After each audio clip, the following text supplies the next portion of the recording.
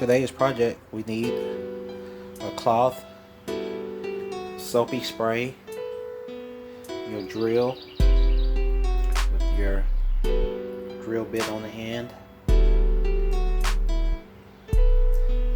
JB weld, the thing to spread the JB weld, super glue, it's my super glue, and brake cleaner.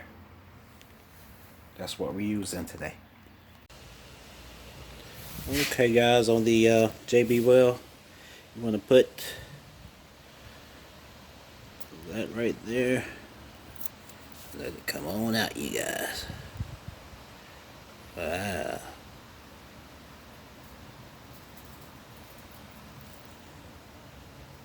Come on now. And you want to go with the same amount on the other one. Oh yeah. Uh-oh, we doing something now. Okay. Then you just want to mix it up, you guys. We're just doing an experiment. Oh. Oh yeah. I think that gray color, I think that's when you got a good mix going on. That's just how to mix it, you guys. And I'm gonna get back with you. Okay, you guys. Oh, I forgot. I left something out. When this rim was bent right here, you can see the angle of the tire. It goes out, then it goes in, then it goes like that. What I had to do, I'm not telling you guys to do this right now because I knew how much pressure to put on this hammer. But what I did, I used this sludge hammer and I hit it this like that and back like that until I stopped the major leak, and then I hit it down like this. But you gotta be kind of hit it kind of hard right there, and then I did that side too. But I'm not telling you guys to do this because you might, you know, put too much pressure, and I don't want you guys to crack your rim. But if you have to hammer it, sometimes you do, sometimes you don't. And I was just putting that in there because I left that out. But I got the major leak stopped, so we're gonna go back with the JB weld. Okay guys, we got it sideways, but I'll still work with it.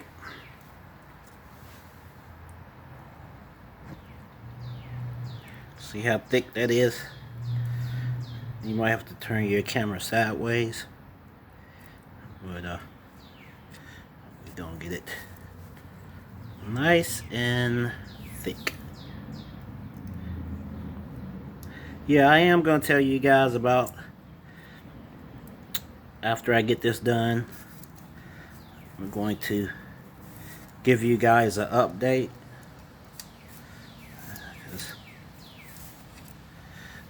I really want to take my finger and, you know, smoothing it out, but I got this little thing right here, and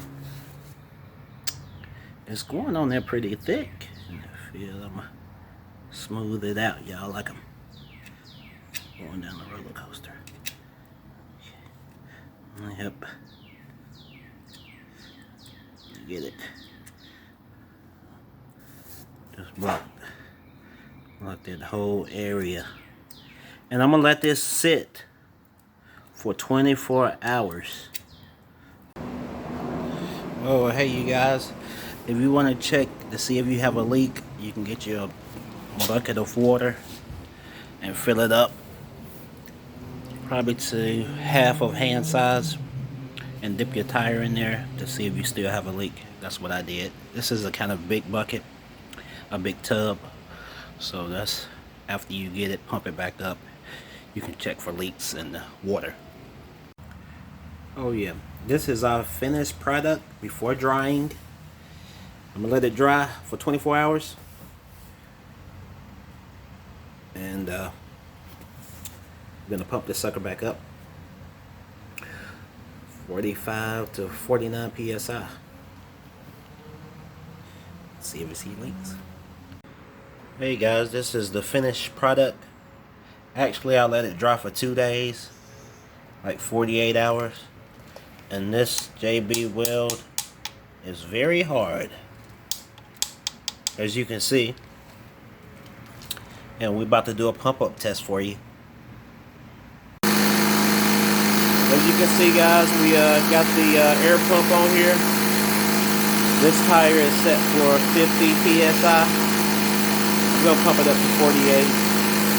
And once it get almost to 48, I'm gonna spray it with this and see if we see any leaks. This is my soap. Like if you spray it on there, you should be able to see any leaks that come out of there. And then we're gonna do the bucket test after that. Okay guys, we have some bad news. We still have a leak, I'm just being honest. We're gonna have to go back to the drawing board.